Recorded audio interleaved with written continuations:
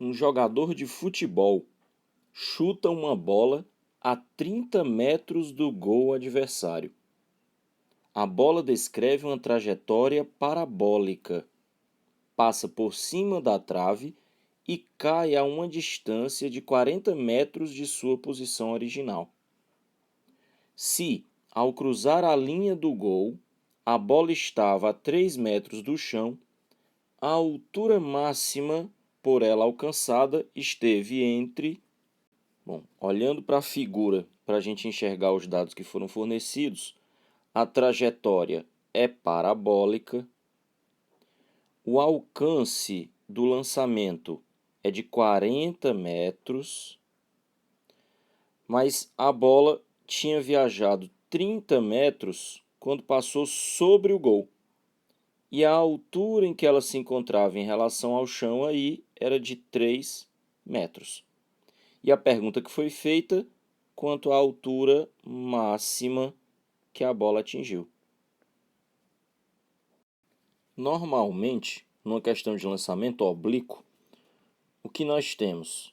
O objeto lançado a partir do solo com uma determinada velocidade inicial, com um ângulo de inclinação em relação ao solo, o que nos permite calcular o valor da componente vertical de lançamento, o chamado V0y, que nesse caso, V0y valendo V0 vezes seno do ângulo de lançamento. Sabendo que o movimento de subida é contra a aceleração da gravidade, então uma hora esse Vy vai acabar. E aí o objeto para de subir quando o Vy torna-se zero, e se ele para de subir, é por isso que se fala que existe uma altura máxima. E tinha que ser assim, né? Porque senão as coisas lançadas para cima nunca parariam de subir. Bom, pensando dessa maneira, nós temos, considerando que a aceleração da gravidade seja constante para alturas máximas muito pequenas comparada com o raio da Terra, nós podemos então dizer que o movimento de subida, olhando para o eixo y, é um movimento uniformemente variado, e nesse caso retardado, para o qual vale a equação de Torricelli. A equação de Torricelli que diz velocidade final ao quadrado é a velocidade inicial ao quadrado mais 2 vezes a aceleração vezes ΔS. Se nós estamos olhando apenas para a componente y da velocidade, então na altura máxima, velocidade zero. A velocidade y inicial, como foi demonstrado, depende da velocidade inicial de lançamento e do ângulo. Então, nesse caso, V0 vezes o seno de θ, tudo elevado ao quadrado. A aceleração da gravidade atuando para baixo, no sentido contrário da velocidade de subida, que evidentemente é para cima. Se eu estiver adotando o meu referencial dos espaços para cima, o vetor que aponta para cima tem sinal positivo, então a gravidade que aponta para baixo, nesse caso, vai ter sinal negativo. Então, 2 vezes a aceleração, que é a gravidade, e o espaço percorrido na vertical, que vai ficar sendo a própria altura máxima. Então, nesse caso, nós temos, a partir da equação de Torricelli, uma maneira de descobrirmos a altura máxima. V0 ao quadrado, seno ao quadrado de θ, tudo dividido pelo dobro da gravidade. Agora, tu acha que isso aqui vai funcionar nessa questão? Nós não conhecemos a velocidade inicial de lançamento, nós não sabemos o ângulo de lançamento. O máximo que a gente poderia dizer é que a gravidade na Terra pode ser considerada 10. Então, nesse caso, essa não vai ser a estratégia para descobrir a altura máxima que a bola atingiu naquele chute. Nós vamos ter que pensar em outra coisa. O problema me pede para descobrir a altura máxima, certo? Ele me dá como referência que, ao passar sobre o gol, a bola estava a 3 metros de altura do chão. O detalhe é que a distância horizontal entre a altura máxima e a posição em que se passa sobre a trave é 10 metros. E são mais 10 metros depois de passar pela trave até tocar o chão. Tu entende de onde foi que eu tirei esses 10 metros? Foi dito no texto que o alcance inteiro do lançamento é de 40 metros. O que significa, então, dizer que metade desse alcance representa 20 metros. 20 metros. Foi dito também que quando a bola passou sobre a trave, já tinha percorrido horizontalmente 30 metros. Agora dá para entender? Se o alcance todo é 40 metros e o espaço percorrido até passar pela trave era 30, então essa diferença representa 10 metros. Ora, se meio alcance é 20, então essa distância aqui também é 10 metros. Bom, o que é que isso me dá de característica importante para tentar resolver a questão? Vou tentar de novo aquele lance da velocidade, que é a maior referência que eu tenho no lançamento oblíquo. Mas agora, em vez de pensar na componente y da velocidade, eu vou me concentrar no Vx. O Vx, que a gente sabe que vale V0 cosseno de θ, porque afinal de contas é a componente adjacente ao ângulo θ, mas o mais importante, se o Vx é na direção horizontal e o fato da trajetória parabólica indica que não tem resistência do ar, então a única aceleração que atua no movimento é a da gravidade, que é na vertical. O que é que uma aceleração vertical consegue fazer com o valor de uma velocidade horizontal? Nada. O que significa dizer que o valor de Vx permanece constante. Logo, espaços iguais são percorridos em tempos iguais. Ou seja, o tempo que se gasta nesses 10 metros é o mesmo tempo que se gasta naqueles outros 10 metros. O que significa dizer que o tempo que a bola gasta para cair da altura máxima até os 3 metros de altura é o mesmo tempo que ela vai gastar para ir dos 3 metros de altura até o chão. Ora, o que isso significa em termos de queda livre?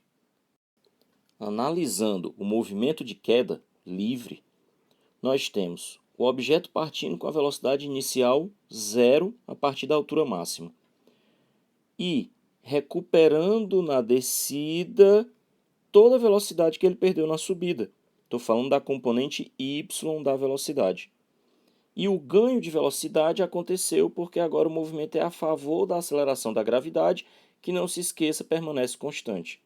Logo, o movimento de queda livre, de novo, um movimento uniformemente variado. Mas agora eu não queria pensar na equação de Torricelli, já que eu estou querendo relacionar os espaços percorridos com o tempo de queda.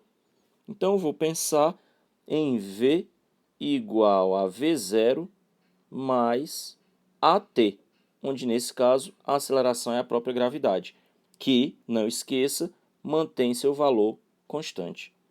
Repara que se a gente quiser plotar o gráfico dessa função, o que nós teríamos?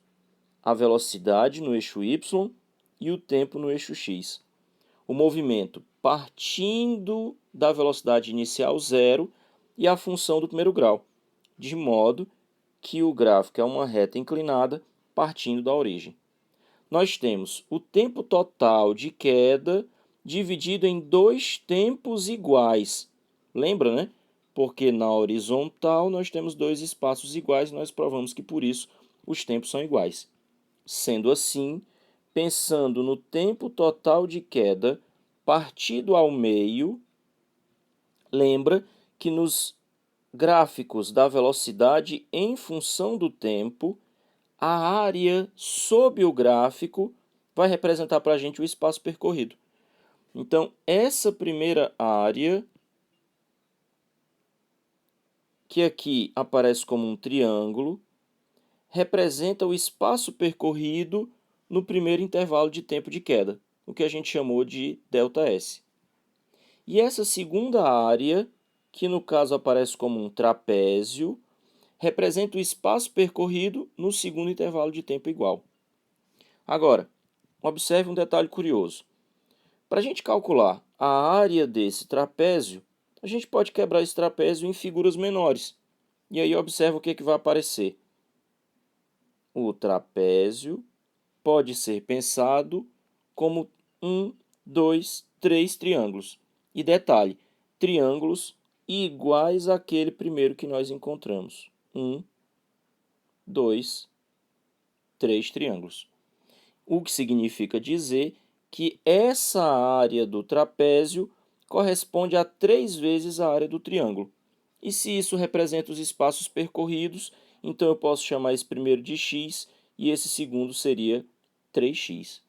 Então, o espaço percorrido no primeiro intervalo de tempo de queda x, o espaço percorrido no segundo intervalo de tempo de queda 3x.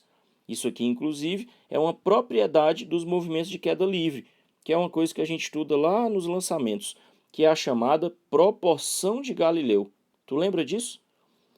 A proporção de Galileu diz que num movimento acelerado, com aceleração constante, nós temos espaços percorridos em tempos iguais na proporção da sequência dos números ímpares.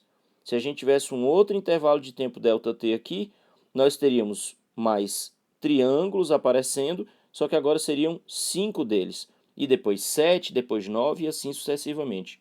Então, nós podemos dividir o tempo de queda livre em intervalos iguais de tempo e os espaços percorridos estariam na proporção dos números ímpares. E agora eu acho que isso mata a questão para a gente, porque pensa comigo, se esse espaço de 3x corresponde à altura da trave, 3 metros, então nós teríamos 3x igual a 3 metros, o que significa dizer que o x é igual a 1 metro. X igual a 1 metro. Portanto, o valor da altura máxima seria os 3 metros da altura da trave, mais esse espaço percorrido de 1 metro, que deixaria um total de 4 metros. Sendo assim, nós ficaremos com a resposta correta alternativa B de bola, pois 4 metros está entre 3,8 e 4,1 metros. Qual é então a grande lição que fica dessa questão? Num lançamento oblíquo, com a velocidade inicial fazendo um certo ângulo com a direção horizontal, o ideal é decompor a velocidade numa componente x e numa componente y, sabendo que essa vai sofrer a ação da aceleração da gravidade, enquanto que a outra não. O resultado disso é que se nós dividirmos o movimento em intervalos iguais de tempo, e aí essa é a fotografia estroboscópica que a gente está vendo aqui, representa uma sucessão de fotografias feitas a iguais intervalos de tempo, o que nós vamos observar é que na horizontal, se o Vx permanece constante, espaços iguais são percorridos em tempos iguais.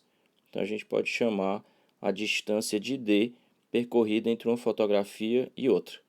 Ou seja, no eixo x, o que nós temos é um movimento uniforme.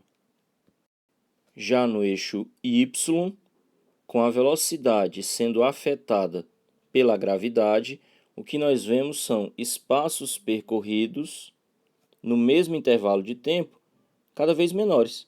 Afinal de contas, a velocidade se reduz, chegando a zero na chamada altura máxima. Evidentemente, se a gente pensar na descida, os espaços percorridos serão cada vez maiores. O detalhe é que, pelo fato da gravidade ser constante, nós temos uma proporção nesses espaços percorridos. Espaços percorridos na proporção da sequência dos números ímpares. Então, x, 3x, 5x, 7x, 9x, 11x e assim sucessivamente. Não importa em quantas fatias o movimento ficar dividido, contanto que sejam intervalos de tempos iguais. E essa é a chamada proporção de Galileu. que é válida para movimentos onde a aceleração é mantida constante. Tanto faz se a velocidade está aumentando ou se ela está diminuindo. É isso.